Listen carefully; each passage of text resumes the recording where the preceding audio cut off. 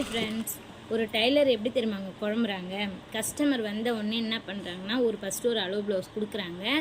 கொடுத்த உடனே என்ன பண்ணுறாங்கன்னா, திரும்பவும் இந்த அளவு நம்ம அளவு இது கன்ஃபார்ம் சொல்லிவிட்டு ப்ளவுஸ் தைக்கிறதுக்கு எல்லாமே கரெக்ட் பண்ணி வெட்டின்னு இருப்போம்.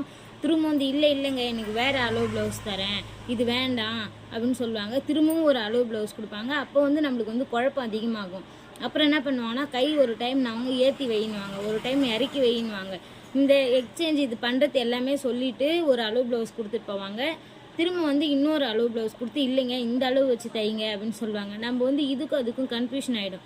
எப்பவுமே ஒரு கஸ்டமர் ஒரு டைலர்கிட்ட போயிட்டு நீங்கள் ப்ளவுஸ் தைக்க கொடுக்குறீங்க அப்படின்னு சொன்னால் என்ன பண்ணுறீங்கன்னா, ஒரு அளவு எந்த அளவாக இருந்தாலும் ஒரு அளவு கரெக்டான அளவாக எடுத்துகிட்டு போயிட்டு அவங்கக்கிட்ட கொடுத்து ஒரு இதுவாக சொல்லிட்டு வாங்க.